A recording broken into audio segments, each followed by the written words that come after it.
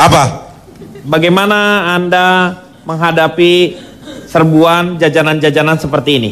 Kemasan-kemasan. Anda kan harus menjaga keluarga Anda. Begini ya. Pak Denny, sebelum saya bicara masalah saya menjaga keluarga, itu tugas saya memang. Tapi saya ingin mengingatkan pada teman-teman. Apa yang mau diingetin? Enggak, nanti kalau saya pengen ingetin, sekarang belum. Saya ingin bicara masalah makanan. Iya. Kita fokus dulu deh. Apa makanan? Definisi makanan adalah segala sesuatu yang bisa dimakan. Itu disebut makanan. Makanan. Jadi kalau tidak bisa dimakan, tidak disebut makanan. Iya. Karena yang namanya makanan adalah sesuatu yang bisa dimakan. Berarti kalau pisang goreng jatuh bukan makanan dong? Bisa itu dimakan kalau mau.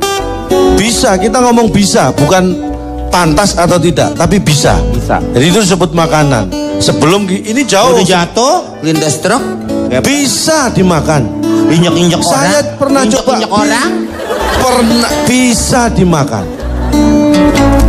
Gak percaya? Nasi tumpeng tumpah di tol. Bisa dimakan.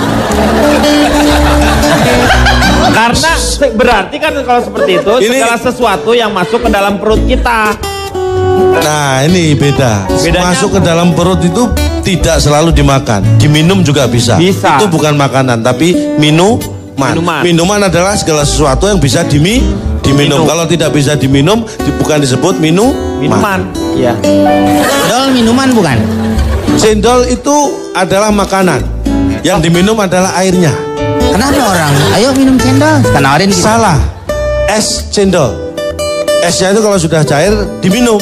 Es kalau belum cair tidak bisa diminum, tapi dimakan. Di mana? Esnya di mana? Iya. Esnya di mana? Aja gimana dicampur biar cair baru diminum. Belum pernah digebukin rame-rame nih, Pak. Bisa itu juga bisa. Bisa dari mana orang gebukin? Lah iya digebukin rame-rame bisa juga. Nah, karena bedanya makan dan minum apa? Makan dan minum. Bedanya makan dan minum apa? Ini yang ingin saya tanyakan pada Anda tadi. Saya yakin Anda bingung menjawab, makanya saya tidak tega sebenarnya. Bedanya makan. Kalau lapar saya makan, kalau haus saya minum. Inilah orang yang tidak beriman. Karena itu tidak berlaku pada saat puasa. Kalau puasa Anda lapar terus makan? Kalau beda lagi niatnya. Makanya jangan asal jawab. Saya tahu, Cak. Interupsi. Kalau saya nggak tanya pada Anda, saya tanya pada Anda. Ayah lagi ada tamu ya. Pak. Iya, lanjutkan. Bedanya makan dan minum. Makan adalah memasukkan makanan ke dalam tubuh. Minum memasukkan minuman ke dalam tubuh. Iya. Apa yang dimaksud makanan tadi sudah saya jelaskan. Apa yang dimaksud minuman sudah saya jelaskan. Iya. Itu baru dasar. Belum beranjak pada mana yang sehat atau tidak. Jauh, masih jauh. Ini masih jauh belum ke situ. Berapa hari lagi kira-kira? Lama kan nih? Anda jangan mengidentikan jauh dengan lama. Tidak ada korelasinya sebenarnya. Wah itu jadi jauh tidak selalu lama dan dekat tidak selalu cepat. Nah, contohnya? Banyak. Saking banyaknya saya kira nggak perlu disebutkan. Saya lanjutkan boleh? Boleh. Kalau saya tidak mau? Hah? Anda kan yang nawarin, Anda mau lanjutkan, terserah. Oke, tadi paham ya, makanan, minuman paham. Sekarang kita beranjak kepada apakah makanan sehat? Sebenarnya menentukan makanan sehat atau tidak itu sebelum ke sana. Makanan yang pantas dan boleh atau tidak itu yang membatasi apa sih? Bukan cara makan, bukan kemampuan kita, tapi akhlak kita. Ada sekarang orang bukan hanya makan nasi dan lauknya, sayur, buah, enggak. Ada istilah orang yang bisa makan semen, tadi disebutkan, makan aspal, makan besi. Tapi itu orang tidak berakhlak. Istilahnya itu bisa dimakan. Dalam arti bisa buat mengisi perut mereka dengan cara yang lain. Tapi itu nggak bener. Itu jangan ditiru, ya, Komeng. Itu korupsi namanya. Nah, bisa disebut itu. Korupsi. Saya tidak mau menyebut. Lu kenapa jadi Komeng? Hah? Emang gue pasti ke situ apa? Ya kan namanya juga teman mengingatkan. Ini saya mau mengingatkan. Jadi saya kembali contoh nih ya. Orang tua. Ini yang penting nih masalah makanan ini kita sebenarnya ini peran orang tua luar biasa buat anak. Hati-hati. ini harus kita perhatikan makanan anak. Karena yang mengajari anak makan itu pertama kali adalah orang tua. Jadi saya ini contohnya, saya perhatian banget dengan anak saya untuk menjaga kesehatan dia soal makanan ya. Sampai sekarang anak saya yang SD itu, bahkan kakaknya SMP, dua-duanya tidak pernah beli jajan pedagang yang lewat depan rumah. Gak pernah sampai sekarang. Gak mungkin. Saya selalu mengawasi, walaupun tidak saya awasi, karena saya juga tidak mungkin 24 jam mengawasi. Mana tapi bisa, saya yakin. anak kecil loh itu anak kecil. Anak kecil pasti Anda punya cara yang efektif atau seperti Itulah apa? yang ingin saya ungkap di sini. Walaupun saya tidak mengawasi anak saya jamin tidak pernah beli jajan yang pedagang lewat depan rumah. Jadi gimana caranya? Satu caranya. Gimana? Rumah saya hadapkan belakang. Jadi dia nggak akan jajan lewat depan rumah, jajannya belakang rumah. Itu satu. Jadi biarpun nggak saya awasi, dia nggak bakalan beli jajan yang lewat depan rumah. Terus belakangnya sekarang lu ngadep ke mana? Ngadep kemana? Itu belakang rumah? Jadi ke jalan kan? Ada tetangga. Iya. Saya kerja sama tetangga. Loh tetangganya terus jadi di Rumah tetangga saya jadikan jalan. lu ribut dong sama tetangga, enak aja lu pakai jalan. Nggak masalah saya ribut dengan tetangga, yang penting anak saya makan makanan yang sehat. Itu orang tua yang benar. Orang tua yang benar dari mana? Lu Rela berkorban demi anak sehat. Tetangga lu usir dulu bikin jalan lu. Alah. Loh, saya nggak ngusir Pak. Kalau rumah mereka saya bikin jalan, silakan mereka tidur situ, nggak apa-apa. Masa orang tidur di jalan? Nah kalau mereka nggak mau silakan pindah, tapi saya nggak ngusir. Ini ngomong di rumah ya, di sekolah pun saya begitu. Di sekolah gimana caranya? Akan saya tidak bisa membuat sekolah menghadap ke belakang karena sekolah kan bukan punya saya. Iya. Nah. Aduh, lu mau ngapain? Lu mau pindahin mukanya sekolah? Nah, kan saya nggak mungkin. Mendingan gini aja ya. Lu pernah nggak berpikir ya, Cak ya? Maaf ya ini ya. Ya silakan. Muka lu dikebelakangin bisa nggak tuh? Lu batak tuh. Di Haji siapa tuh namanya? Ini, Gopli. Anda jangan buang energi yang nggak perlu. Saya pernah coba. Muka saya hadapkan belakang. Anda tahu hasilnya? Apa yang terjadi? Badan saya ngadep ke belakang juga. Itu namanya balik. Gila lah. Kacau. Pak Denny emosi sekali. Bukan lu emosi ini sih. Saya mah baik-baik sama dia. Apa-apa. Lu lihat dong ngomongnya. Pak Denny, tadi di awal acara interupsi nih saya Pak. Katanya akan melayani semua panelis dengan sama tanpa emosi Pak. Ini aku nggak emosi, tenang. Lu mau nggak lu pala lu dikebelakangin gitu? Cocok deh itu Pak. Iya, betul. Puterin, lepas deh kita nonton. Coba.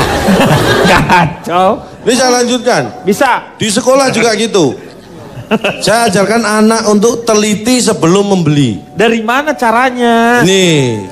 Jadi anak saya ajarin, kalau kamu di sekolah mau jajan cilok misalnya, kamu harus tahu cilok itu terbuat dari bahan apa, bagaimana cara membuatnya, siapa yang menjual dan membuatnya. Anak saya lakukan itu. Lihat penjualnya siapa, dia selidiki, rumahnya mana, dia ikuti. Kapan belanja ke pasar, apa yang dibeli buat bahan, bagaimana memproses. Mati. Kagak jajan ngikutin Kang Cilok aja Pak. Anak saya akhirnya sehat Pak. Sehat tapi ya? Sehat, gak pernah terjebak makanan yang gak bener. Tapi kan ada efeknya itu. Iya ada efeknya. Efeknya apa? Gak naik kelas, kan dia ngikuti pedagang terus gak pernah masuk. Yang penting sehat. Suruh tukang cilok lu ikutin. Loh, ini kan tukang bakso lu ikutin. Kita akan bicara tentang bagaimana anak sehat, bukan bagaimana anak naik kelas kan. Itu nanti kita selesaikan di solusi yang lain kalau masalah naik kelas. Cara paling efektif ya, untuk tahu bahan itu, makanan itu ada campuran yang nggak bener, ada pengawet atau tidak, ada satu cara yang praktis. Walaupun ini mungkin kurang efektif, tapi praktis. Sebelum kita beli, kita tanya pada penjualnya, ini dagingnya dicampur atau tidak? Ya itu nggak akan praktis. ngaku, Dia akan jawab kan, oh tidak Pak, atau ada ragu-ragu dengan jawaban.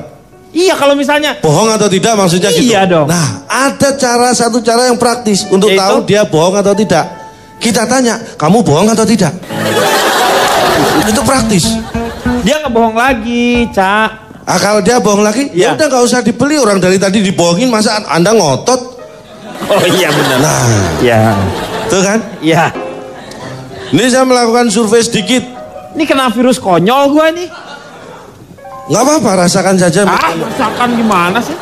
Jadi begini, saya survei 100 penjual jajan gorengan. Jadi ternyata dari 100 penjual jajan gorengan tidak ada satupun yang jajan rebusan. Namanya juga gorengan, masa pakai rebusan? Ya makanya saya ingatkan supaya Anda tidak keliru seperti saya. Tinggal aja yuk, kita tinggal, lu sakit hati kayaknya ada perasaan. Ini bukan sakit hati, sakit jiwa. Bisa-bisa saya tinggal loh ini. Loh, kamu yang ditinggal. Lah ya sebelum itu terjadi. Jadi bahannya emang lu yang diperluin, pakai lu mau ninggal gitu. Iya. Oh iya. Jadi dari 100 penjual jajan gorengan itu Ya. semua menjawab iya. Dan Menjawab tidak apa semua iya? menjawab tidak. Pertanyaannya apa?